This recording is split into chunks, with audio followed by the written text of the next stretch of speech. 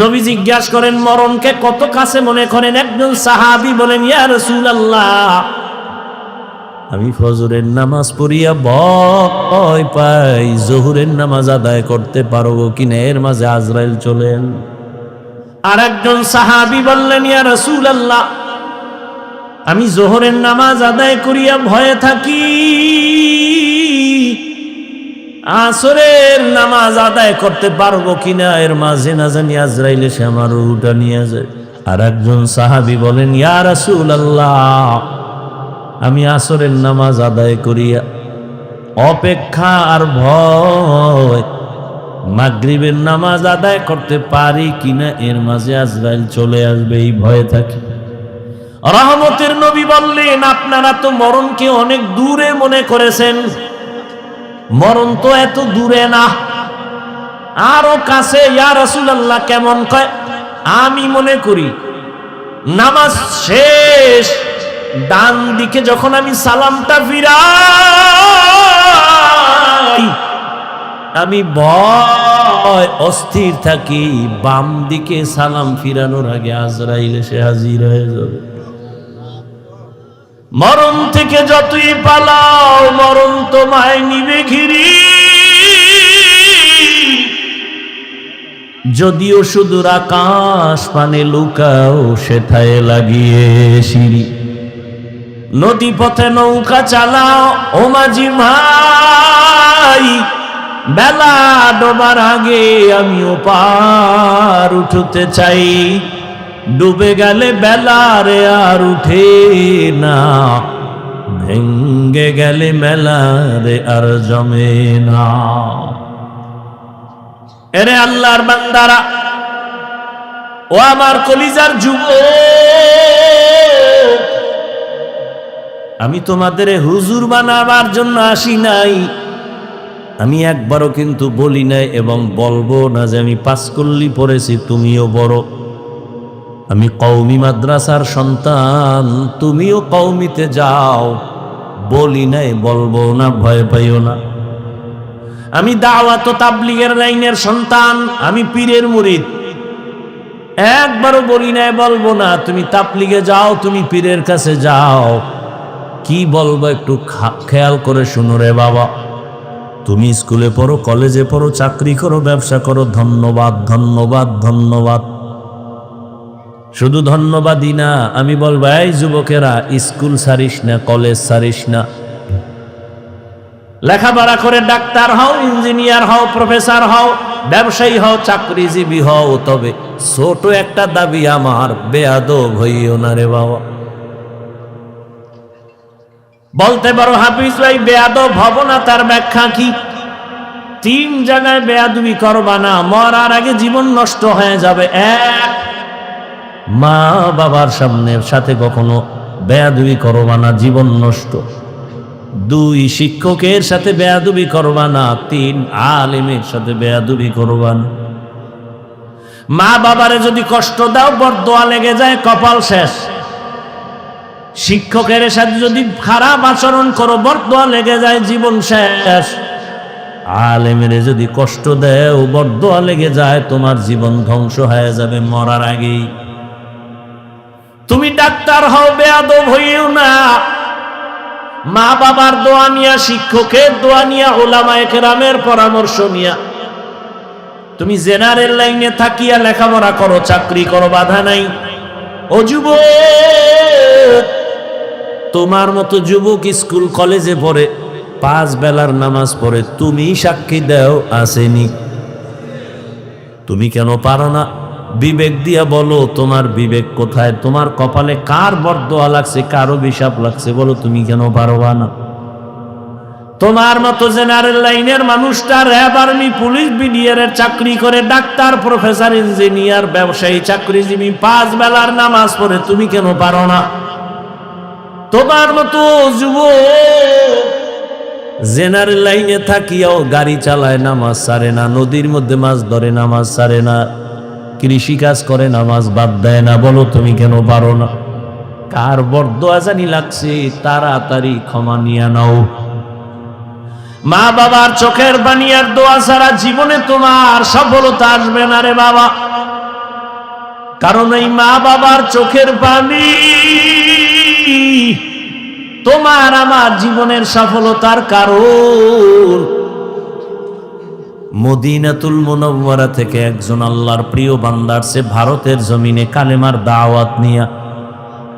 এই পর্দার আড়ালের আম্মা জানেরা একটু খেয়াল করে শুনবেন, মদিনাতুল মুনাওয়ারা থেকে রাসূলের আশিক চলে আসছে ভারতে কালেমার দাওয়াত দেওয়ার জন্য।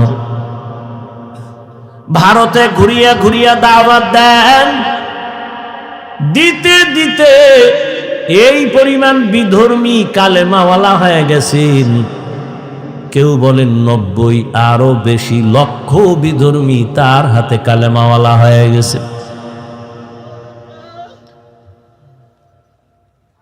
আনন্দিত অন্তর ভরা, সবাই তার নাম জানেন। এমন আল্লাহর প্রিয় বান্দা রাসূলের আশিক খাজা মঈনুদ্দিন চিশতি আজমেরি রহমাতুল্লাহ আলাইহি। খাজা মঈনুদ্দিনের মন বড় খুশি। আম্মা জানের সামনে বসলেন।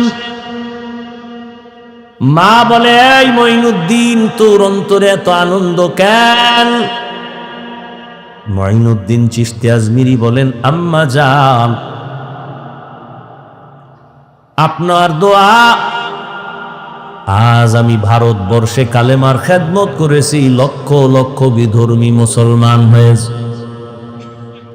মা ডেকে বলেন, মঈনুদ্দিন, এগুলো তোমার বাহাদুরি না, আমি মায়ের অবদান। কার অবদান? এর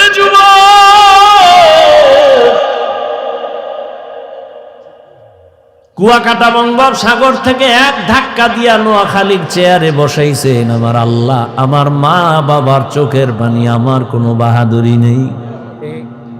যেই আল্লাহ চেয়ারে বসান, ওই আল্লাহ যদি বেজার হয় চেয়ার থেকে ফালাইয়াও দিতে পারে। এই কারণেই তো জান্নাতের টিকিট পাইয়াও আবু বকর নামাজে কান্নার আওয়াজ। রহমতের নবী সাহাবায়ে কেরামদের সাথে বললেন, ও সাহাবারা, মরণ এত দূরে না, মরণ আরো কাছে। মঈনুদ্দিনের মা বলে, এই খাজা মঈনুদ্দিন, এই অবদান আমি মায়ের। মঈনুদ্দিন চিশতি বলেন, মা বলো তোমার কি অবদান? ও পর্দার আড়ালের আম্মা জানেরা, নিজের সম্মান যদি নিজে ধরে রাখতে না পারেন, কেউ দুনিয়ায় দিতে পারবে না। আপনাদের তো আল্লাহ সম্মানিত করেছেন, আপনারা নবীদের মা, সাহাবায়ে কেরামদের মা, আপনারা তো আয়েশা রাদিয়াল্লাহু আনহার মতোই নারী। এ দুনিয়ায় যত ভালো ভালো সন্তান আসছে, মা আপনাদের অবদানের কারণে। মঈনুদ্দিনের মা চোখের পানি ছেড়ে কাঁদেন আর বলেন, ও মঈনুদ্দিন,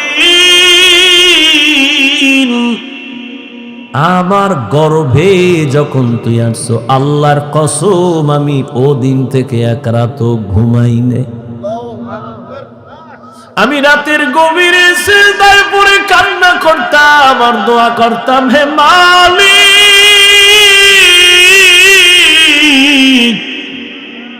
আমার গর্ভের সন্তানটাকে তুমি তোমার খাস ওলি বানাইয়া পাঠাইয়া দাও রে আল্লাহ।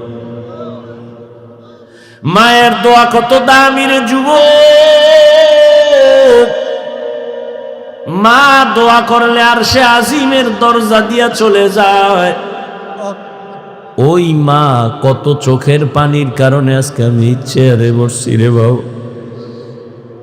আমার পিছনে মায়ের কত কান্না, কত ত্যাগ আর কত কষ্ট।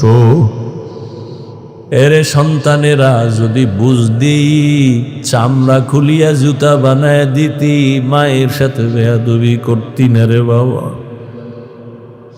মা, আমি যেদিন দুনিয়াতে আসছি রে যুবক, তুমি যেদিন দুনিয়াতে আসছো, প্রসাব বেদনায় মা পাগল। মা, যেই মায়ের কণ্ঠ ঘরের বাইরে যায় না, কিন্তু আমি দুনিয়াতে আসার সময় মায়ের এত ব্যথা বেদনার চিৎকারের আওয়াজ বাইরের পাশের বাড়ির মা বোনরা ঘুমাইতে পারে নাই। আমার দাদি নানি মায়ের ঠান্ডা করে বুঝায়, মা কাঁদে আর বলে মনে হয় মরিয়াই যাব, 7 আসমান আমার মাথায় চেপে আছে। এক পর্যায়ে মা পাগলের মতো বেহুশ হইয়া যায়, আবার কান্না করে। হঠাৎ মা বলে, ও শাশুড়ি, ও মা চলে যাও, 5টা মিনিটের জন্য আমার স্বামীকে একটু আমার কাছে আসতে দাও। আমার আম্মা জান আব্বা জানের পাইয়া হাতটা ধইরা চোখের পানি ছেড়ে বলে, স্বামী, মা বাবার মায়া ত্যাগ করে তোমার ঘরে আসছি, খাইয়া না খায় তোমার সংসার কাটাইল, আজ তুমি আমারে মাফ করে দেও, যেইভাবে খেদমত করা দরকার পারি নাই, মরে যাব, দোয়া করি। বাবা বলে, ও বিবি এত অধৈর্য কেন? বলে, 7 আসমানের চাপ আমার মাথায়, এই প্রসব বেদনায় কত নারী দুনিয়া থেকে চলে যায়। ও স্বামী, আমিও বাঁচবো না, দোয়া করিও। বাবা একটা দৌড় দিয়া ওযু বানাইয়া যায় না, মাঝে গিয়া কান্না করে, ও আল্লাহ, আমার বিবির হেফাজতের জিম্মাদারি হয়ে যাও। এরে সন্তানেরা, খাজা মঈনুদ্দিনের মা কান্না করে আর বলে, রে মঈনুদ্দিন, রাতের গভীরে যায় নামাজে চোখের পানি, এক রাতও আমি কান্না ছাড়া কাটাইতাম না। ওই টাইম তো বড় আরামে আল্লাহর সাথে কথা বলার নির্জন টাইম। অতিও গভীর হয় রজনী যখন, নীরবে প্রভুর নাম জপিও তখন, প্রভুর করুণা যদি পাইবারে চাও, গভীর রাতে উঠে প্রভুর গুণগান গাও। মঈনুদ্দিনের মা ডেকে বলে, রে মঈনুদ্দিন, শুধু আমি তোমাকে গর্বে নিয়ে দোয়া করেছি, কান্না করেছি, এতটুকুই না, আল্লাহর জাতের কসম, তুমি যেদিন দুনিয়াতে আসছো, আমি মা তোমাকে যতদিন আমার দুধ পান করাইছি, আল্লাহর কসম একটা ফোঁটা দুধ বিনা অজুতে তোমার মুখে দেই নাই, এক ফোঁটা দুধ বিনা অজুতে তোমার মুখে দেই নাই।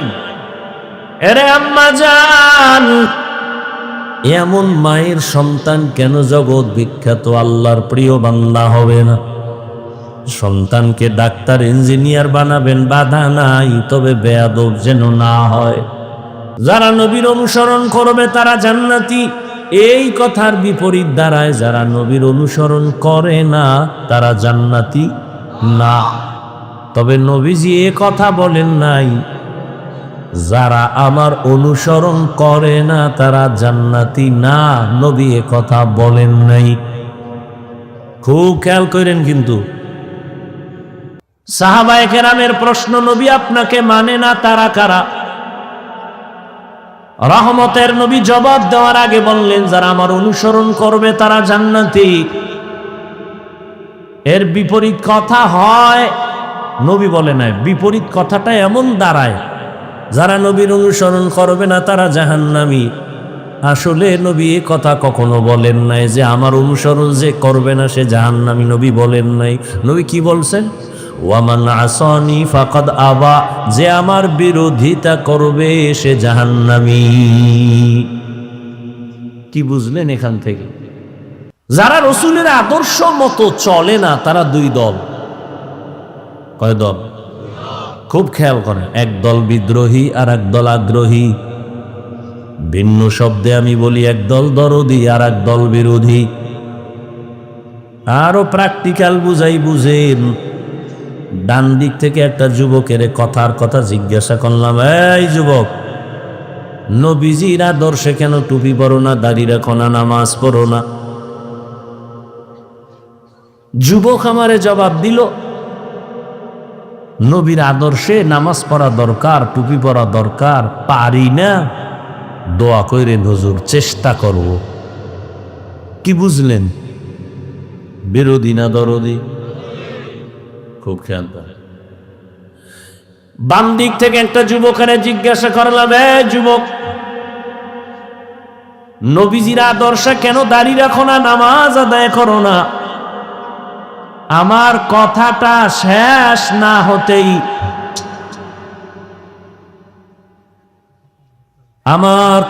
শেষ না হতেই যুবক জবাব দিল, দাড়ি না রাখলে অসুবিধা কি? নামাজ না পড়লে অসুবিধা কি? আপনারাই জবাব দেন, এই যুবকের কথার দ্বারা কি প্রমাণ হলো সে আগ্রহী নাকি বিদ্রোহী? এখানে অপারেটর নাই, কি বুঝলেন? বিদ্রোহী না আগ্রহী? ভালো করে মনে রাখবেন, বিদ্রোহী রসুলের আদর্শের ক্ষেত্রে বিদ্রোহীর আর এক নাম বেঈমান। এখনো বুঝেন নাই? বুঝার চিন্তাই নেই। দোনোজনেই কিন্তু নামাজ পড়ে না, একজন আগ্রহী আর একজন বিদ্রোহী। আগ্রহী মুমিন, বিদ্রোহী বেঈমান।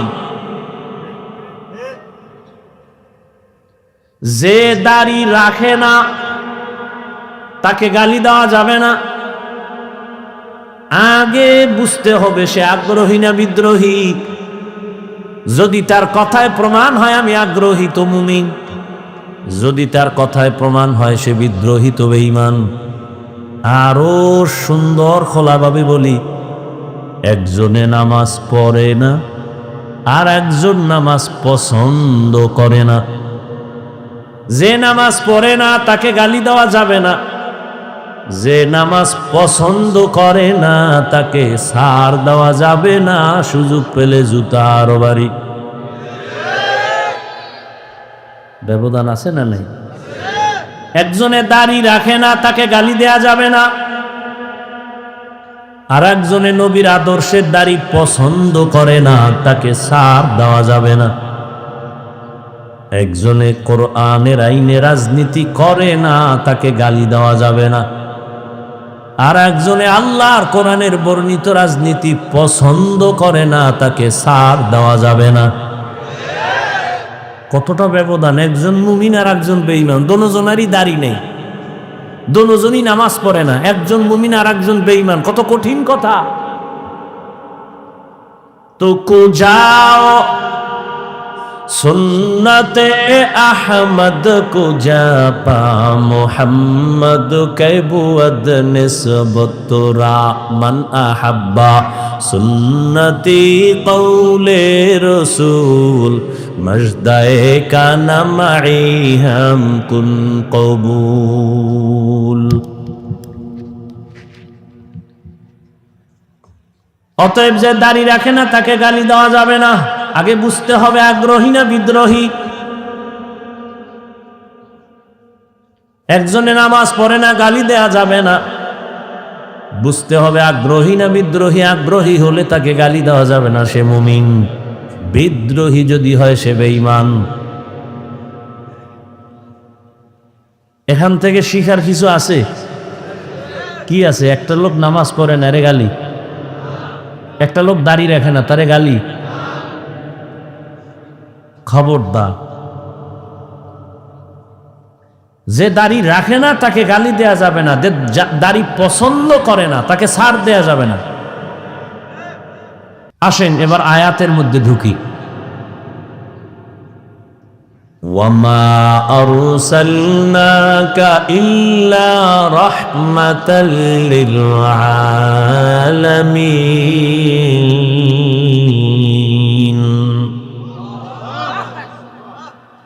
তরজমা করেছি,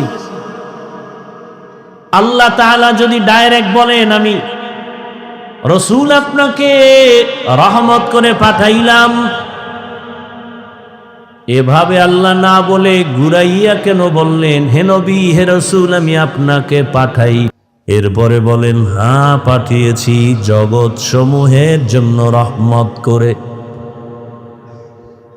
প্রথম আওয়াজ নীতিবাচক, এরপরের আওয়াজ ইতিবাচক, হে রাসূল আপনাকে জমিনে পাঠাই নাই, হ্যাঁ পাঠিয়েছি রহমত করে। সারা দুনিয়ার মানুষকে আল্লাহ বুঝাইলেন রহমতের নবী ভিন্ন কিছু না, পুরাটাই রহমতের দ্বারা ভরপুর। অনেকে এখানে তর্জমা করে উভয় জগতের জন্য নবী রহমত, আমি তর্জমা করছি না, জগৎ সমূহের জন্য রহমত। উভয় জগৎ মানে দুনিয়ার জগৎ, পরকাল জগৎ। আসলে তো জগৎ এই দুইটাই না, অনেক জগৎ। রুহের একটা জগৎ আলাদা, মায়ের গর্ভের একটা জগৎ আলাদা, দুনিয়ার একটা জগৎ আলাদা, আলমে বরজখ কবর জগৎ আলাদা, হাসরের ময়দানের এক জগৎ আলাদা, জান্নাত ও জাহান্নামের ভেতরের জগৎ আলাদা। আল্লাহ বলেন, হে রাসূল জগৎ সমূহের জন্য আমি আল্লাহ হলাম রব, আপনাকে বানাইলাম রহমত। আমি হলাম রব্বুল আলামিন, আপনাকে বানিয়েছি রহমাতুল লিল আলামিন। এই কারণেই তো সমস্ত নবীদের মেরাজ জমিনে, আমার নবীর মেরাজ আরশে আজিমে। মেরাজের ওয়াজ করছে না কোনো হুজুর, এই জন্য ওদিকে ঢুকলাম না, বাকিটা বুঝাইতে গিয়ে একটু ঢুকি হালকা। মেরাজ কে হামারা নবী সবএ সামাওয়াত, मेराज के हमारा नबी सबअ समावात ने ही भोला वहाँ नबी हम गुनाहगार उम्मत, नहीं भोला वहाँ नबी हम गुनाहगार उम्मत। ओ भाई ঘুমে ধরছে কেউ? তোমরা তো রাত্রে ঘুমাবা না, আমি যত তাবিজ দিই মোবাইলে ঘুম লয়ে গেছে। আমি হুজুরের দাও লয়ে গেছে, তোমার দাও লয়ে গেছে। কেমন ষড়যন্ত্র! তুমি নাচ গান দেখবা, হুজুরে তো দেখবে না। না, বেঈমানের বাচ্চাগুলো পাগল হয়ে গেছে, হুজুরগু কেমনে এর মধ্যে ঢুকান যায়। বহু মোরাকাবা করছে, কঠিন মোরাকাবা।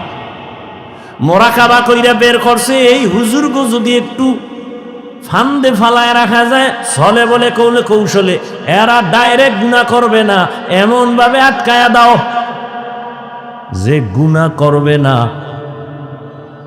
এর মধ্যে দিয়ে এমন ভাবে আটকায় দাও যে গুনার ভেতরে চলতে থাকবে, টেরও পাবে না। কেমনে কেমনে হুজুরকে আটকাবি? ইউসুফ জুলাইখার নাটক বাইর কর, নমরুদ আর ইব্রাহিমের নাটক, ফেরাউন মুসার নাটক বাইর কর। বাইর করে এবার হুজুর গদি কোনো বাদ্যযন্ত্র নাই, হুজুর বইয়া বইয়া নাটক দেখে। এই কি দেখেন? আজান দিছি? না না না, খারাপ কিছু না। কি কই? যে ইউসুফ জুলাইখার নাটক পর্ব 6। তার কাছে এটা গুনাহ না, কিন্তু দিক দিয়া তার আজান হইছে খবর নাই, একামত চলতেছে খবর নাই। একটু 5 মিনিট আছে বাকি, শেষ করে যায়। নাহলে ইদার মেয়েরা চলবে আবার নামাজে গিয়া। হ্যাঁ গিয়া 6 নাম্বার ইউসুফ জুলাইখার পর্ব চলবে, নামাজের ভিতরে মেয়েরাজ।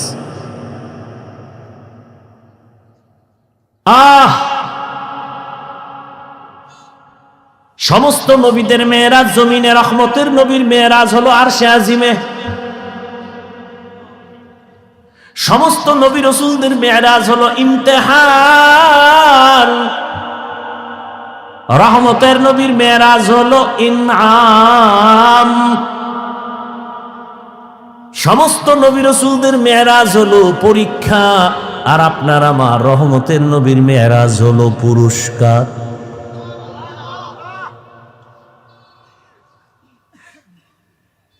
সমস্ত নবীদের মেরাজ পরীক্ষা, আমার নবীর মেরাজ হলো পুরস্কার। সমস্ত নবীদের মেরাজ কেন জমিনে, আমার নবীর মেরাজ কেন আরশে আজিমে? সব নবী রাসূলদের নবুয়তের সীমানা জমিনে, রহমতের নবীর নবুয়তের সীমানা শুধু জমিন না, আরশে আজিম। ওয়ার্ডের মিম্বর সাহেবের সীমানা একটা ওয়ার্ড নিয়া মিম্বর খালি চক্কর লাগায়, ওয়ার্ডের কি হালাত। অন্য ওয়ার্ডে গেলে আর এক মিম্বর কয় তুমি আমার দিয়ে চোখ দাও কেন, তোমার খবর লও। চেয়ারম্যান সাহেব আর একটু বাইরে ঘুরে, কেউ তোমার এত পেরেশানি কেন, কয় তুমি এক ওয়ার্ড নিয়ে আসো, আমি পুরো ইউনিয়নের জিম্মেদারি নিয়ে আসি, আমি সব ঘুরে ঘুরে মানুষের খোঁজ নেই। আবার মন্ত্রী সাহেবের পুরা এরিয়া হলো দেশ নিয়া, উনি দেশের নিয়া ভাবে খবর নেয়। সরকার প্রধানের এই চিন্তা, মেম্বারের চিন্তা আমার ওয়ার্ডের কি হালাত, চেয়ারম্যানের চিন্তা আমার ইউনিয়নের কি হালাত, এমপির চিন্তা আমার থানার আসনের কি হালাত, সরকারের চিন্তা হলো গোটা দেশের কি হালাত। মুসা নবীর নবুয়তের এরিয়া এতটুকু, সে এতটুকু নিয়ে ভাবেন। ঈসা নবীর নবুয়তের এরিয়া যতটুকু, ওই অতটুকু এরিয়া নিয়ে ভাবেন। আল্লাহর নবীরে নবুয়তের এরিয়া দিছেন সব জমিন, এরপরে লৌহ কলম আরশে আজিম। আল্লাহ কয় নবী এবার আসেন, আপনার নবুয়তের শেষ সীমানাটাও দেখে নেন। সমস্ত নবীদের মেরাজ হলো পরীক্ষামূলক। ইউনুস নবীর আমার আল্লাহ মাছের পেটে ঢুকাইয়া পরীক্ষা নিলেন। মেরাজ, মেরাজ মানে উরুজ থেকে মেরাজ, উরুজ মানে সম্মানের লাইনে উপরে যাওয়া। এটা আবার দুই প্রকার, জাহিরি বাতিনি। মেরাজ দুই প্রকার, জাহিরি বাতিনি। সমস্ত নবীদের মেরাজ আল্লাহ আমার আপনার নবীরে জাহিরি এবং বাতিনি দুটোটা মেরাজ দান করলেন। জাহিরি ভাবে সম্মানের লাইনে উপরে যাওয়া, বাতিনি ভাবে সম্মান উপরে উঠা। বাতিনি ভাবে কেমন বলে, একই দস্তারখানের মধ্যে সব নবী সাহাবারা বসা, তবে নবীর মর্যাদা বেশি। ময়দানে সব একাকার হয়ে পড়ছেন, একই সাথে বসা, তবে কোরআনওয়ালা আলেমের মূল্য বেশি। মসজিদের মধ্যে সব মুসল্লিরা বসা, তবে ইমামের মর্যাদা বেশি। এই উরুজ হলো জাহিরি।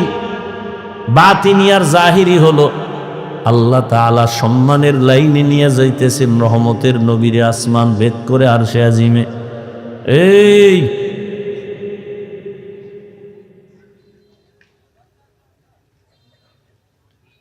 তোমার আল্লাহ কেন যে দুনিয়ায় ভাড়াইল, আর কেন আসছো, কে তোমারে ধাক্কা দিয়ে এনে আনলো? কও আসছো আসছো, আমার কিছু বাইরে বাইরে দাঁড়ায় রয়েছে, ও দরকার দাঁড়ায় শুনতা, ফট করে এক সিভা দিয়ে বাইরে হয়ে যেত, বিড়ি টেনে আবার হইতা।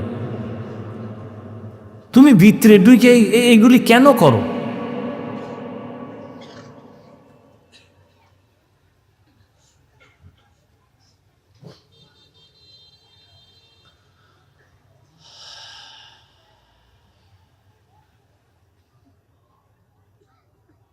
ইব্রাহিম আলাইহিস সালামকে আল্লাহ আগুনের মধ্যে ফালাইয়া পরীক্ষা নিলেন মেরাজ। হাদিসে পাকে রহমতের নবী বলেন, আল্লাহ যদি কারো মর্যাদা বাড়াতে চান, কিন্তু মর্যাদা বাড়ানোর জন্য যেই পরিমাণ মেডিসিন লাগবে আমল, বান্দার ওই পরিমাণ আমল নাই, তবে আল্লাহ সিদ্ধান্ত নিছেন তার মর্যাদা বাড়াবেনই। সিদ্ধান্ত হয়ে গেছে, কিন্তু তার বাড়ানোর যে মেডিসিন লাগে আমল, এটা নাই। রহমতের নবী বলেন, তখন আল্লাহ তাকে কঠিন পরীক্ষায় ফালাইয়া ধৈর্য দাঁড়াইয়া এরপরে মর্যাদা বাড়ায় না। ইব্রাহিম নবীকে আগুনের মধ্যে ফালায় কঠিন পরীক্ষা। মালিকের উরুজ হচ্ছে সম্মানের দিকে আগায়, মালিকের সাথে সম্পর্ক কাছাকাছি হইতেছে, মোহাব্বত বাড়তেছে। মালিক তাকে সম্মানের সাথে উপরে নিতেছেন, আল্লাহর কাছে ডাকতেছেন, এরে বান্দা, তুমি যদিও জমিনে সবার সাথে মিলে আছো, তবে তোমার কলবের তাআল্লুক আমার আরশে আজিমের সাথে হয়ে আছে। তুমি খানা খাইতেছো, আমরা সবাই খানা খাই, কিন্তু আল্লাহর প্রিয় বান্দা খানার মধ্যে আমার মালিকের সাথে কথা বলে। খানা খায় খায় খায় খায়, এর মধ্যে আমার আল্লাহ পায়ে ডাক দেয়, দেয় না? খানা খায় বিসমিল্লাহ ছাড়া বলে না। লাকাল হামদু ওয়া লাকাশ শুকুর, মাওলার সাথে কথা চলতেছে। ওরুজ ইসমাইল নবীর সাথে আল্লাহ মেরাজ দিলেন, উরুজ দিলেন, সম্মান বাড়ালেন, ছুরির নিচে ঢুকাইয়া পরীক্ষায় ফালায় খায়, এবার তোমার উরুজ হবে। জাকারিয়া আলাইহিস সালামের গলায় ছুরি লাগাইয়া আল্লাহ উরুজ দেখায় দিলেন, মেরাজ। আর আমার নবীরে আল্লাহ এতটা আদর করেছেন, সব নবী রাসূল আল্লাহর বন্ধু, সব আল্লাহর বন্ধু। মুসা নবী আল্লাহর বন্ধু, ইব্রাহিম আল্লাহর বন্ধু, ঈসা আল্লাহর বন্ধু, মুসা আল্লাহর বন্ধু, দাউদ আল্লাহর বন্ধু, সুলাইমান আল্লাহর বন্ধু। আমার নবীও আল্লাহর বন্ধু, তবে ব্যবধান, সব নবী রাসূল আমার আল্লাহ তাআলার আশিক, আর আমার আল্লাহ শুধুমাত্র মুহাম্মদের আশিক। ব্যবধান আছে না নাই? এরে নবীর উম্মত, আমার আল্লাহর নবীকে আমার আল্লাহ পরীক্ষামূলক মেরাজ করার নাই, দিছেন পুরস্কার। তাই পরীক্ষা কই? পরীক্ষা ছাড়া তো পুরস্কার পায় না। আল্লাহ কয়, দেখ আমার নবীর আমি কঠিন পরীক্ষা নিছি, যা কোন নবী রাসূলের বেলায় নেওয়া হয়নি। এক নাম্বার, আমি আমার মায়ার নবীর দুনিয়ায় পাঠাবার আগে তার বাবার চেহারা থেকে আলাদা করে ফেলেছি। কেমন মায়ার নবী আমার, দুনিয়া এসে জীবনে একবার আব্বা বলে ডাক দিতে পারলেন না, বাবার চেহারাটাও দেখতে পারলেন না। 6 বছরে মা হারায় গেল। রহমতের নবী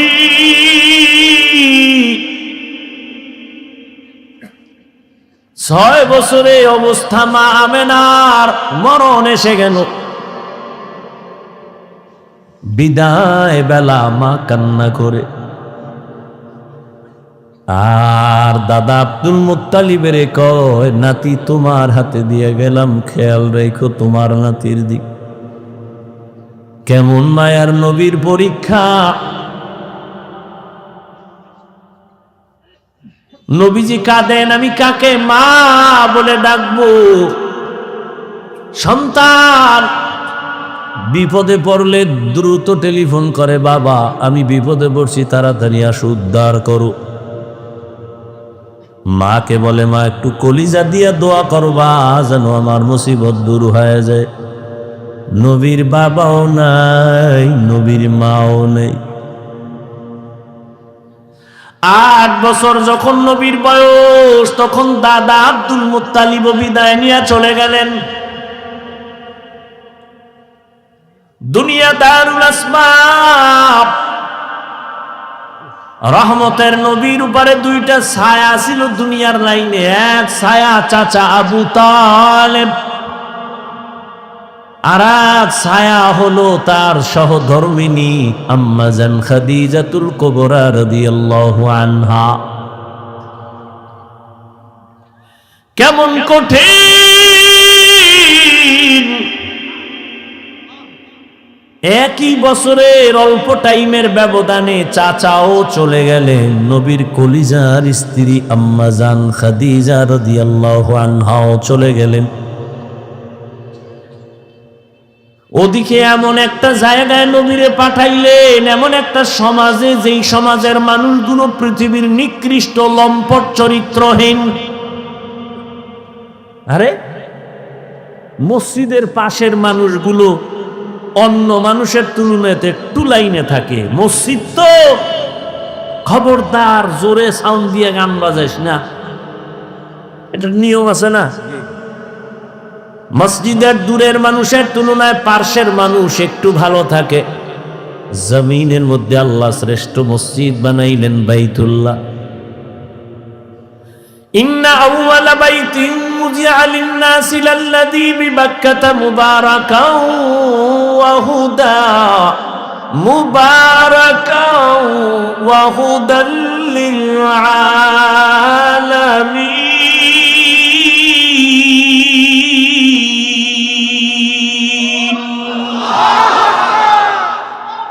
পৃথিবীর শ্রেষ্ঠ ঘর বাইতুল্লাহ। কেমন ঘর? এই সব ঘর মসজিদ কার ঘর? নোয়াখালীর কেন্দ্রীয় মসজিদ কার ঘর? বাইতুল মুকাররম মসজিদ কার ঘর? সব মসজিদ আমার আল্লাহর ঘর, তবে বাইতুল্লাহর মর্যাদা অনেক বেশি। যেই বাইতুল্লাহর দিকে তাকাইয়া থাকবি সওয়াব, যেই বাইতুল্লাহর সীমানায় বসে একবার যদি ডাক দাও আল্লাহ, সাথে সাথে 1,00,000 বার আল্লাহ বলার সওয়াব। বাইতুল্লাহর সীমানায় বসে যদি একবার বলো সুবহান, 1,00,000 বার সুবহান বলার সওয়াব। বাইতুল্লাহর এরিয়ায় যদি একটা সিজদা দাও, 1,00,000 সিজদার সওয়াব আল্লাহ দান করবেন। এমন একটা দামি ঘরের পার্শ্বের মানুষগুলো এত বড় চরিত্রহীন হলো কেন? দুনিয়ার অন্য কোথাও এত খারাপ মানুষ নাই, বাইতুল্লাহর এরিয়ার মানুষ, পাশের মানুষগুলো এই পরিমাণ লম্পট চরিত্রহীন কেন? এর একমাত্র কারণ, অনেকগুলো কারণের বড় একটা কারণ, এদের কোনো মুরব্বী ছিল না। ঈসা নবী চলে গেছেন, 500 বছরের প্লাস, এর মধ্যে কোনো নবী নেই। মানুষগুলো মুরব্বী না থাকলে বেপরোয়া চলে, গরুর গলায় রশিয়ার মালিক না থাকলে গরুর আর কোনো টেনশন নাই, স্বাধীন। জমিনের মধ্যে স্বাধীন স্বাধীন করে যারা চলে, এদের জিন্দেগি ভালো না। আকাশে স্বাধীনভাবে পাখি উড়ে, কোনো দাম নাই। খাঁচার মধ্যে যেটা আটকায় গেছে তার মূল্য বেড়ে গেছে। সমুদ্রের ভেতরে 1000 কোটি ধরনের মাছ স্বাধীনভাবে দৌড়ায়, যেখান থেকে সেখানে দৌড়ায়, দাম নাই। জালের মধ্যে আটকায় গেছে, বাজারে উঠছে, দাম বেড়ে গেছে। রাস্তায় কুকুর ঘুরে, কোনো কুকুরের দাম নাই। মালিকের শিকল যেই কুকুরের গলায় লাগানো, কুকুরের দাম বেড়ে গেছে। জঙ্গলের হাজারো প্রাণীর কোনো মূল্য নাই, স্বাধীন। কিন্তু যেই প্রাণীটা মালিকের খাঁচায় আটকায় গেছে, চিড়িয়াখানার মধ্যে গেলে, তার ওখানে গেলে টাকা লাগে, দাম বেড়ে গেছে। ঠিক ও বৃহত্তর নোয়াখালীর মুসলমানেরা, স্বাধীনভাবে তুমি চলবা, কোনো মূল্য নাই। কালেমার রশি গলায় লাগায় রসুলের তরিকায় আলেমরে মাইনা চলবা, তোমার দাম এতটাই বাড়বে, নূরের সৃষ্টি ফেরেশতার থেকেও বেশি। ভাইরা আমার, বাইতুল্লাহর মানুষ খারাপ কেন? কি নাই? কোনো মুরব্বী নাই, কোনো আল্লাহর নবীও আসেন নাই। যখনই মুরব্বী হইয়া রহমতের নবী আসলেন, রহমতের নবী যখন আইসা উম্মতের সুন্দর আদর্শের দাওয়াত দিলেন, মানুষগুলো সেই চরিত্রহীন মানুষ এতটা দামি হয়ে গেল। আল্লাহ বলেন, জিবরাইল লিস্টি নিয়ে রহমতের নবীরে দেও, এই লিস্টিতে যাদের নাম আছে সবাই বিনা হিসাবে জান্নাতি।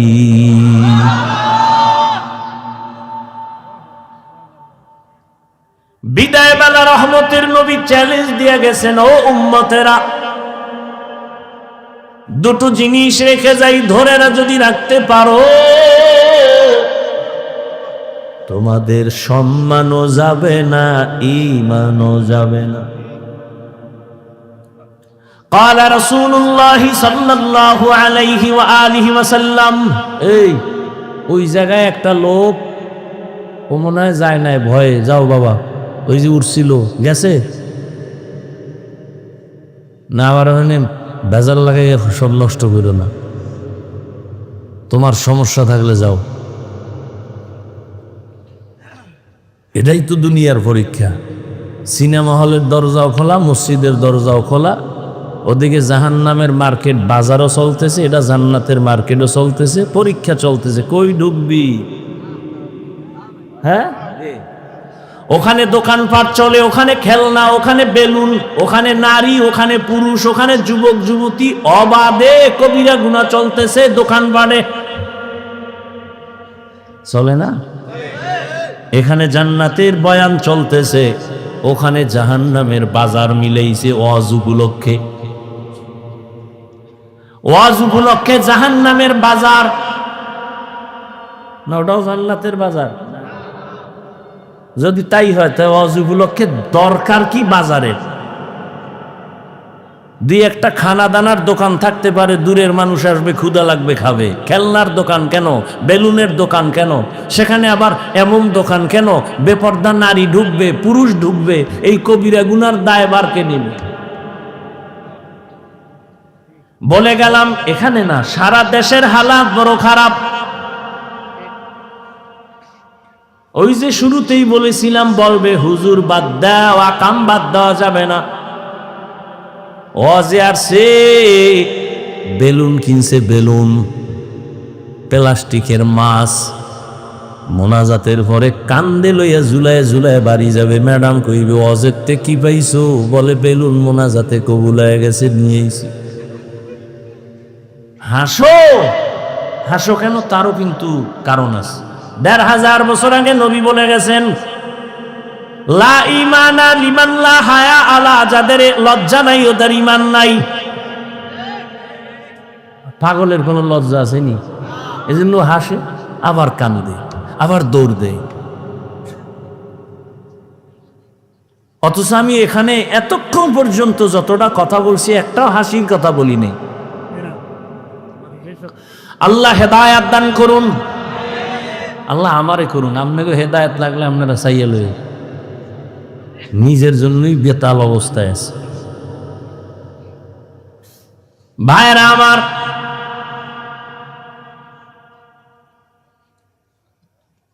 বড় কঠিন হালাত। ও পর্দার আড়ালের আম্মা জানেরা, আসেনি? আছে? নোয়াখালীর মহিলারা অজনে কি শুনবে? হেরা যে আয়ার ডাইনে মানুষ কতটি ক্যাসেট লইয়া,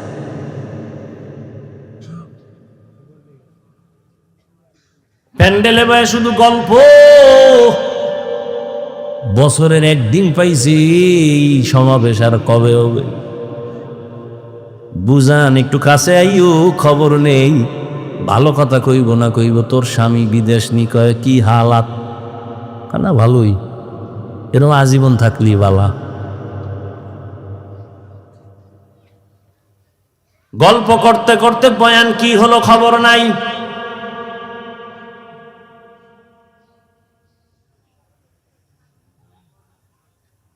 বয়ানের প্রয়োজনীয়তাই মনে করে না, গল্প করে করে আসছে, আবার বাসায় যাবে। অথচ আম্মাজানদের বয়ান বেশি শোনা দরকার। বাবার তুলনায় মায়ের অবদান সন্তানের উপরে অনেক বেশি। এরে আব্বাজান, এ জমিনের মধ্যে আপনারাই হলেন বড় দামি। জমিনে যত নবী আল্লাহ পাঠাইছেন সব মায়ের সন্তান। আরে আম্মা জান, আপনারা সাহাবায়ে কেরামদের মায়ের মতোই দামি মা। আলেম হাফেজে কোরআনদের মায়ের মতো দামি। আরে আম্মা জানেরা, এ দুনিয়ায় যত ভালো সন্তান আছে সব আপনাদের কারণে। সময় যদি থাকে আমি শেষের দিকে দুই একটা ঘটনা শোনায় যাব। দুই একটা কেচ্ছা কাহিনী না বললে আমার নাম থাকে। এই নোয়াখালীরা হাফিজুর রহমান কেচ্ছা কাহিনীর ওয়াজ করে, তো দুই একটা শুনেই তুইব না? বহ, সময় পাইলে শুনাও।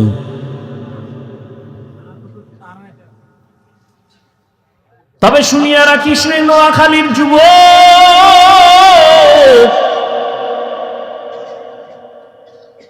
ওই কেচ্ছা কাহিনী বলিয়া যদি দুইটা মানুষ চোখের পানি চাইরা নামাজি হয়ে যায়, এর থেকে সফলতার কিছুই নাই। তুই বিরোধিতা করো না যেন জাহান্নাম খরিদ করো। আর একটা কথা বলে যাই, পারলে মনে রাখিস, জাহেল কোরআন হাদিস সম্পর্কে কি বুঝবি? তোর কলবটা নষ্ট হয়ে গেছে। নিজের গুনার দিয়ে তাকাও না, অন্যের ভালো সহ্য করতে পারো না। চোখ নষ্ট, কলিজা নষ্ট, অন্তর নষ্ট। জমিনের মধ্যে যত বড় কিচ্ছা কাহিনীর কিতাব আছে, শ্রেষ্ঠ কিচ্ছা কাহিনীর কিতাবের নাম কোরআন।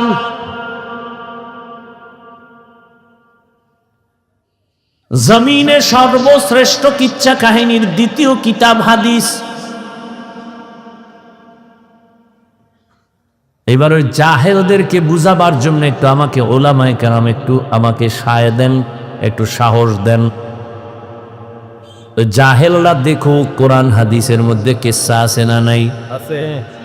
ওলামায়ে কেরাম বলবেন, এই তোরা কোরআন বুঝো না, তোরা বকবক করো।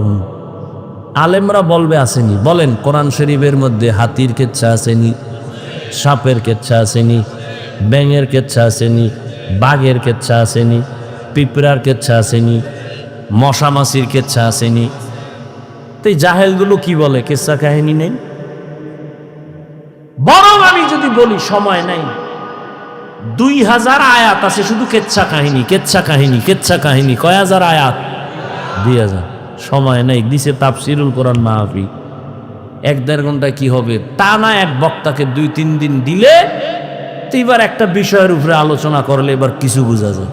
13টা আয়াত পড়ে তর্জমা বলা, এর নাম তাফসির না। এটা তাফসির নামের ভণ্ডামি। আমি না নোয়াখালী আইলে বলি, সাইজ করি নোয়াখালী লাগে এই কথা কইয়া যে বাংলাদেশের আলেমগো তাফসির শিখাইয়া গেছে। তাফসির কি, কেন, কিভাবে শিখায় গেছে এ নোয়াখালীর রত্ন হাবিবুল্লাহ মিসবাহ রহমাতুল্লাহ। কি বুঝো তাফসিরে? কি বুঝো? বিসমিল্লাহর বা নিয়ে আলোচনা করলে 3 দিন চলে যাবে। কি বুঝো তাফসিরে? বয়ে বয়ে গুনো কলম দিয়ে কয়টা আয়াত কইছে না? কে শিখাইছে তাফসির? ইউটিউবে থাকতে পারে মিসবাহ রহমতুল্লাহ আলাইহ, এর বয়ান বুঝতে হলেও কিছু জ্ঞান নিয়ে বসা লাগে, নাহলে বুঝবেও না। ভিজিটিং কার্ডে মুফাসসির লিখতে লজ্জা লাগে না তো? আর 1000 কাট করতে 300-400 টাকা লাগে, তো মুফাসসির লেখলে আর সমস্যা? মুফাসসিরে কোরআন সময়ের আলোড়ন সৃষ্টিকারী বক্তা, যে বক্তা হের কার্ডে লেখে কেসা বেহায়া, কপাল কেমন পড়া পড়ছে। নিজের প্রশংসা নিজে করে, মুফাসসিরে কোরআন। আর আমার নামে মাওলানা না লেখলে আল্লাহ সাক্ষী আমি খুশি, আল্লামা লেখলে তোর দইরে ফেলে আল্লামা লেখছো কাজ।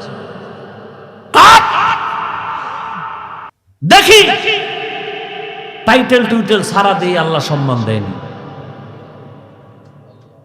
সম্মান দেওয়ার মালিক টাকা না আল্লাহ? তা তো টেনশন কিসে? এই বেটা নোয়াখালী বাবারা ধমক দিয়ে বলে, মোহাব্বতে বলে, রাগ করো না, মাপ চাই পায়ে ধরে। তোমরাই তো বলো হাফিজুর রহমানের এলেম নাই, কিছু নাই, আইসো কেন? তো প্রশ্ন তোমাকে করবো, আসছো কেন? তুমি না এই সিফাসা ভাই আওয়াজ দিছো যে অজেদে লাভ নাই, কিচ্ছা কাহিনী কয়, এলেম নাই, কিছু নাই, এই নেই সেই, তো তুমি আসছো কেন? আল্লাহুম্মা মারহামনি বিতারকিল মাআসি, আল্লাহুম্মা মারহামনি বিতারকিল মাআসি।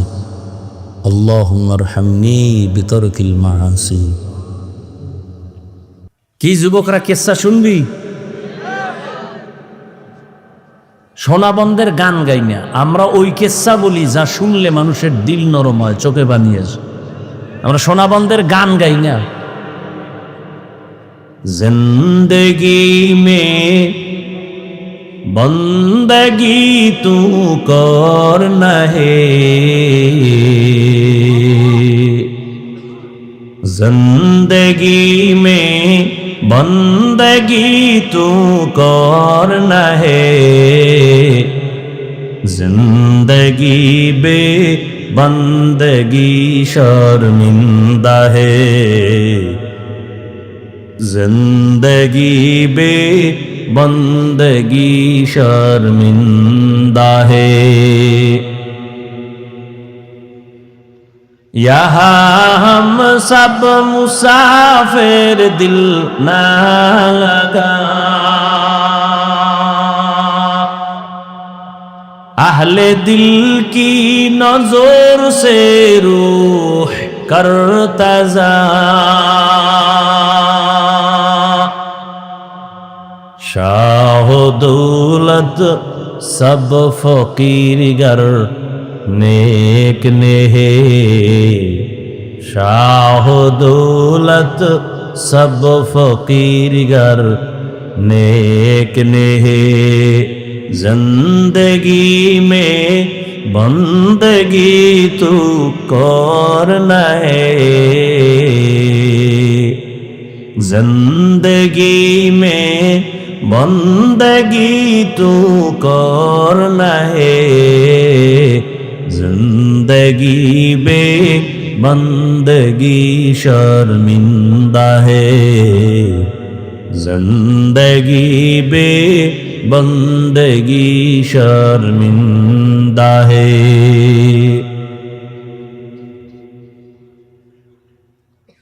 আল্লাহ তাআলা রহমতের নবীকে দুনিয়ায় পাঠাইলেন রহমত করে।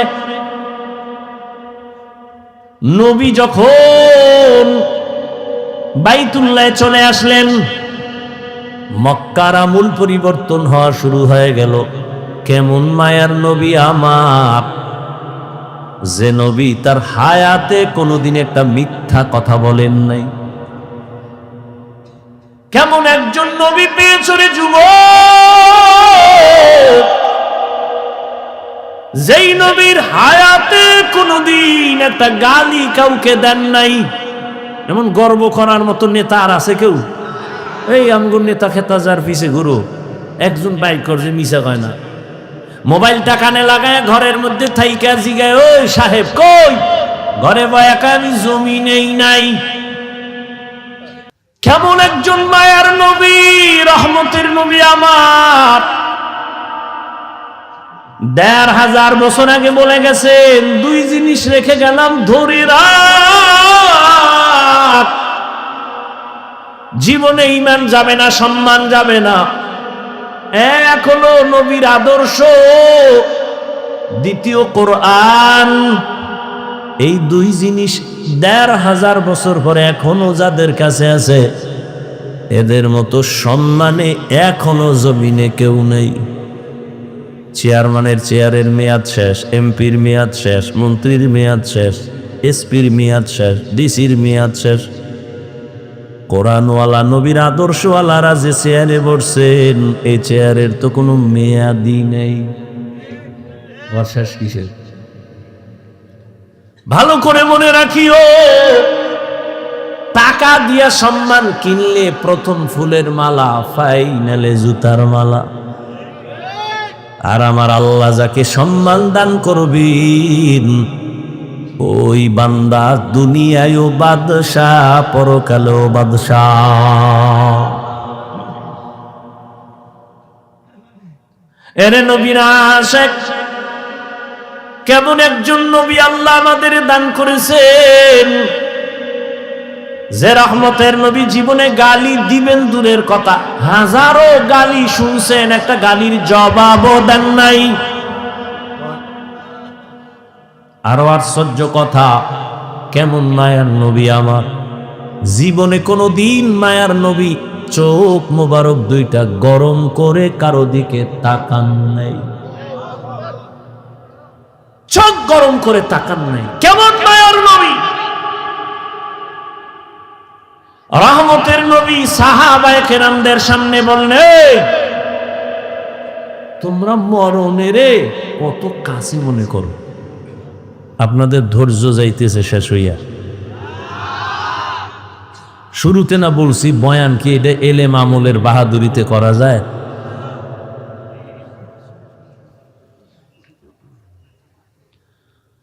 হায় হায়। নবী জিজ্ঞাসা করেন মরণকে কত কাছে মনে করেন? একজন সাহাবী বলেন, ইয়া রাসূলুল্লাহ, আমি ফজরের নামাজ পড়িয়া ভয় পাই জোহরের নামাজ আদায় করতে পারবো কিনা, এর মাঝে আজরাইল চলেন। আর একজন সাহাবী বললেন, ইয়া রাসূলুল্লাহ, আমি জোহরের নামাজ আদায় করিয়া ভয়ে থাকি, আসরের নামাজ আদায় করতে পারবো কিনা, এর মাঝে না জানি আজরাইল এসে আমার রূহটা নিয়ে যায়। আর একজন সাহাবী বলেন, ইয়া রাসূলুল্লাহ, আমি আসরের নামাজ আদায় করিয়া অপেক্ষা আর ভয় মাগরিবের নামাজ আদায় করতে পারি কিনা, এর মাঝে আজরাইল চলে আসবে, এই ভয়ে থাকি। রহমতের নবী বললেন, আপনারা তো মরণকে অনেক দূরে মনে করেছেন, মরণ তো এত দূরে না, আরো কাছে। ইয়া রাসূলুল্লাহ, কেমন? কয়, আমি মনে করি নামাজ শেষ ডান দিকে যখন আমি সালামটা ফিরাই, আমি ভয় অস্থির থাকি, বাম দিকে সালাম ফিরানোর আগে আজরাইল এসে হাজির হয়ে যাবে। মরণ থেকে যতই পালাও, মরণ তোমায় নিবে ঘিরি, যদিও সুদূর আকাশ পানে লুকাও, সেথায় লাগিয়ে সিঁড়ি। নদী পথে নৌকা চালাও ও মাঝি ভাই, বেলা ডোবার আগে আমিও পার উঠতে চাই, ডুবে গেলে বেলা রে আর উঠে না, ভেঙ্গে গেলে মেলা রে আর জমে না। এরে আল্লাহর বান্দারা, ও আমার কলিজার যুবক, আমি তোমাদের হুজুর বানাবার জন্য আসি নাই, আমি একবারও কিন্তু বলি নাই এবং বলবো না যে আমি পাঁচকল্লি পড়েছি তুমিও বড়, আমি কওমি মাদ্রাসার সন্তান তুমিও কওমিতে যাও, বলি নাই, বলবো না, ভয় পাইও না। আমি দাওয়াত ও তাবলীগের লাইনের সন্তান, আমি পীরের মুরিদ, একবারও বলি নাই, বলবো না তুমি তাবলীগে যাও, তুমি পীরের কাছে যাও। কি বলবো একটু খেয়াল করে শুনো রে বাবা, তুমি স্কুলে পড়ো, কলেজে পড়ো, চাকরি করো, ব্যবসা করো, ধন্যবাদ ধন্যবাদ ধন্যবাদ, শুধু ধন্যবাদই না, আমি বলবো এই যুবকেরা, স্কুল ছাড়িস না, কলেজ ছাড়িস না, লেখাপড়া করে ডাক্তার হও, ইঞ্জিনিয়ার হও, প্রফেসর হও, ব্যবসায়ী হও, চাকরিজীবী হও, তবে ছোট একটা দাবি আমার, বেয়াদব হইও না রে বাবা। বলতে পারো হাফিজ ভাই বেয়াদব হব না, তার ব্যাখ্যা কি? 3 জায়গায় বেয়াদবি করবা না, মরার আগে জীবন নষ্ট হয়ে যাবে। 1, মা বাবার সাথে কখনো বেয়াদবি করবা না, জীবন নষ্ট। 2, শিক্ষকের সাথে বেয়াদবি করবা না। 3, আলেমের সাথে বেয়াদবি করবা না। মা বাবারে যদি কষ্ট দাও, বরদোয়া লেগে যায়, কপাল শেষ। শিক্ষকের সাথে যদি খারাপ আচরণ করো, বরদোয়া লেগে যায়, জীবন শেষ। আলেমের যদি কষ্ট দেও, বরদোয়া লেগে যায়, তোমার জীবন ধ্বংস হয়ে যাবে মরার আগেই। তুমি ডাক্তার হও, বেয়াদব হইও না। মা বাবার দোয়া নিয়া, শিক্ষকের দোয়া নিয়া, উলামায়ে কেরামের পরামর্শ নিয়া তুমি জেনারেল লাইনে থাকিয়া লেখাপড়া করো, চাকরি করো, বাধা নাই। ও যুবক, তোমার মতো যুবক স্কুল কলেজে পড়ে, 5 বেলার নামাজ পড়ে, তুমি সাক্ষী দাও আসেনি? তুমি কেন পারো না? বিবেক দিয়া বলো, তোমার বিবেক কোথায়? তোমার কপালে কার বরদোয়া লাগছে, কার অভিশাপ লাগছে, বলো, তুমি কেন পারবা না? তোমার মতো জেনারেল লাইনের মানুষটা র্যাব, আর্মি, পুলিশ, বিডিআরের চাকরি করে, ডাক্তার, প্রফেসর, ইঞ্জিনিয়ার, ব্যবসায়ী, চাকরিজীবী, 5 বেলার নামাজ পড়ে, তুমি কেন পারো না? তোমার মতো যুবক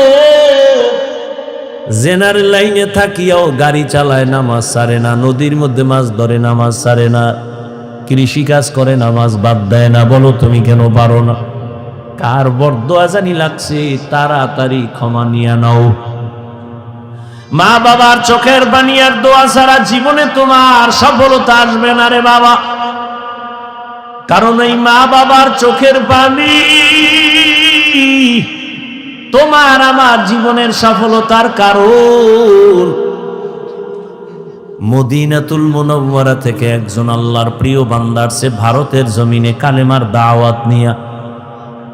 এই পর্দার আড়ালের আম্মা জানেরা একটু খেয়াল করে শুনবেন, মদিনাতুল মুনাওয়ারা থেকে রাসূলের আশিক চলে আসছে ভারতে কালেমার দাওয়াত দেওয়ার জন্য।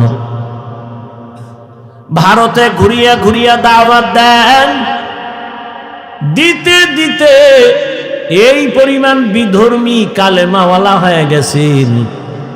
কেউ বলেন 90, আরো বেশি লক্ষ বিধর্মী তার হাতে কালেমাওয়ালা হয়ে গেছে।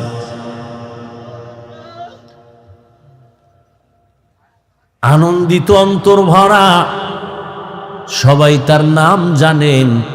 এমন আল্লাহর প্রিয় বান্দা রাসূলের আশিক খাজা মঈনুদ্দিন চিশতি আজমেরি রহমাতুল্লাহ আলাইহি। খাজা মঈনুদ্দিনের মন বড় খুশি। আম্মা জানের সামনে বসলেন। মা বলে, এই মঈনুদ্দিন, তোর অন্তরে এত আনন্দ কেন? মঈনুদ্দিন চিশতি আজমেরি বলেন, আম্মা জান, আপনার দোয়া আজ আমি ভারতবর্ষে কালেমার খেদমত করেছি, লক্ষ লক্ষ বিধর্মী মুসলমান হয়েছে। মা ডেকে বলেন, মঈনুদ্দিন, এগুলো তোমার বাহাদুরি না, আমি মায়ের অবদান।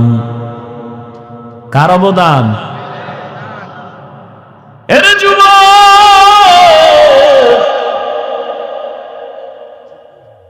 কুয়াকাটা বঙ্গোপসাগর থেকে এক ধাক্কা দিয়া নোয়াখালীর চেয়ারে বসাইছেন আমার আল্লাহ। আমার মা বাবার চোখের পানি, আমার কোনো বাহাদুরি নেই।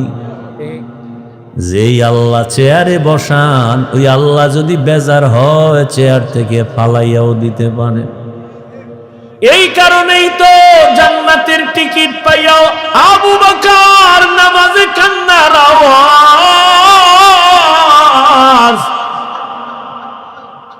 রহমতের নবী সাহাবায়ে কেরামদের সাথে বললেন, ও সাহাবারা, মরণ এত দূরে না, মরণ আরো কাছে। মঈনুদ্দিনের মা বলে, এই খাজা মঈনুদ্দিন, এই অবদান আমি মায়ের। মঈনুদ্দিন চিশতি বলেন, মা বলো তোমার কি অবদান? ও পর্দার আড়ালের আম্মা জানেরা, নিজের সম্মান যদি নিজে ধরে রাখতে না পারেন, কেউ দুনিয়ায় দিতে পারবে না। আপনাদের তো আল্লাহ সম্মানিত করেছেন, আপনারা নবীদের মা, সাহাবায়ে কেরামদের মা, আপনারা তো আয়েশা রাদিয়াল্লাহু আনহার মতোই নারী। এ দুনিয়ায় যত ভালো ভালো সন্তান আসছে, মা আপনাদের অবদানের কারণে। মঈনুদ্দিনের মা চোখের পানি ছেড়ে কাঁদেন আর বলেন, ও মঈনুদ্দিন, আমার গর্ভে যখন তুই আসছো, আল্লাহর কসম আমি ও দিন থেকে এক রাত ঘুমাই নাই। আমি রাতের গভীরে সিজদায় পড়ে কান্না করতাম আর দোয়া করতাম, হে মালিক,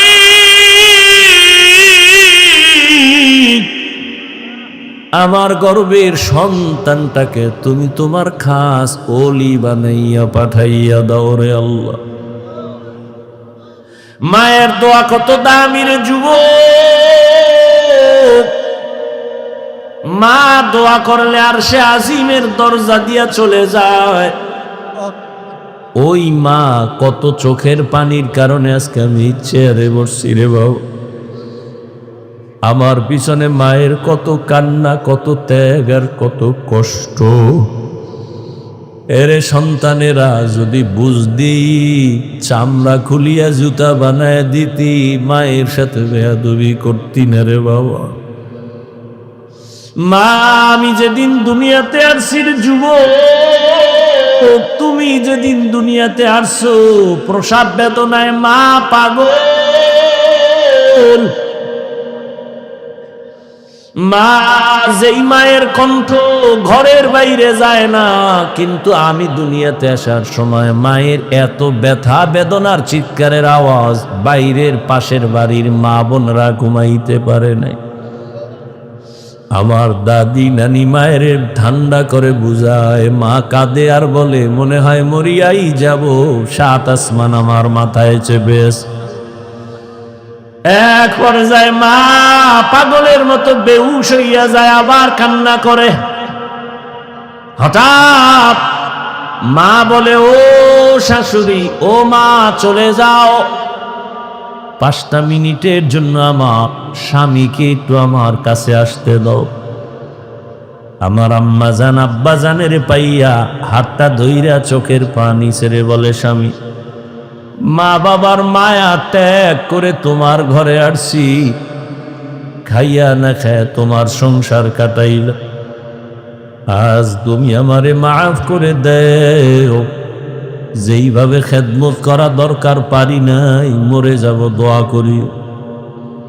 বাবা বলে, ও বিবি এত অধৈর্য কেন? বলে, 7 আসমানের চাপ আমার মাথায়। এই প্রসব বেদনায় কত নারী দুনিয়া থেকে চলে যায়। ও স্বামী, আমিও বাঁচবো না, দোয়া করিও। বাবা একটা দৌড় দিয়া ওযু বানাইয়া যায় না, মাঝে গিয়া কান্না করে, ও আল্লাহ, আমার বিবির হেফাজতের জিম্মাদারি হয়ে যাও।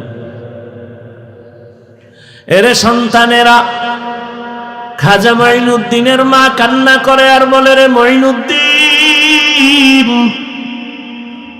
রাতের গভীরে যায় নামাজে চোখের পানি,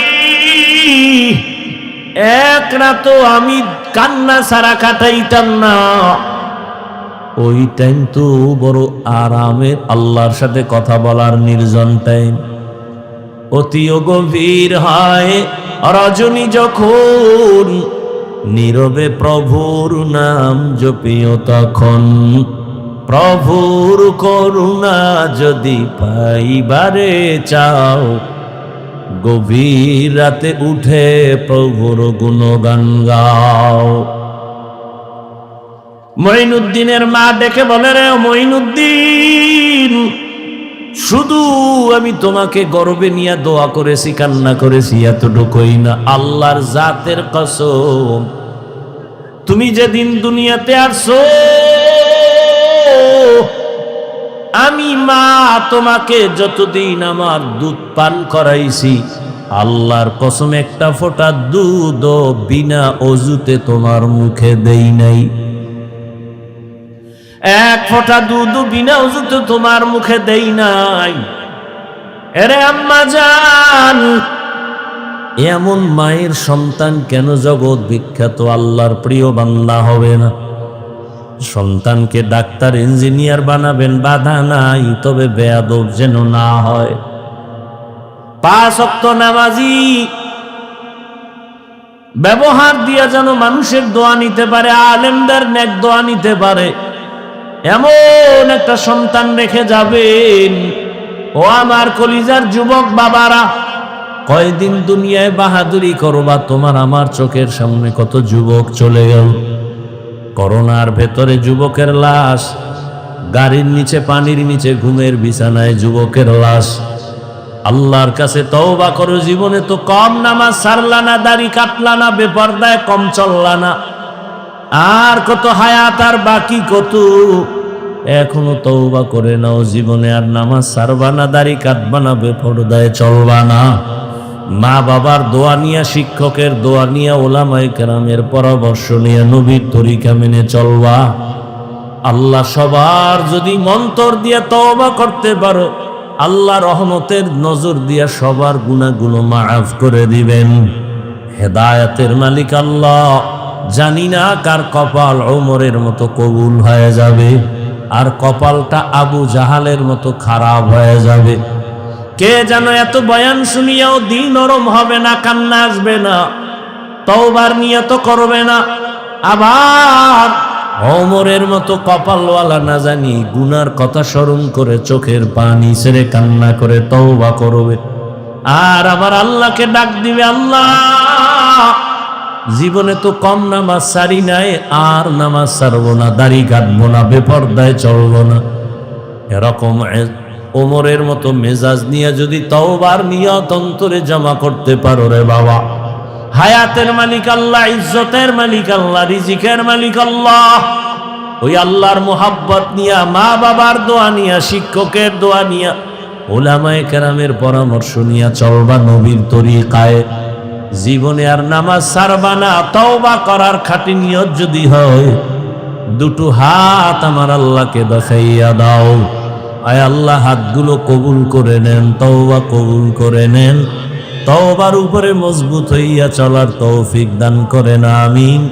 আলহামদুলিল্লাহি রাব্বিল আলামিন, ওয়াসসালাতু ওয়াসসালামু আলা সাইয়্যিদিল আমবিয়াই ওয়াল মুরসালিন ওয়া আলা আলিহি ওয়া আসহাবিহি আজমাইন।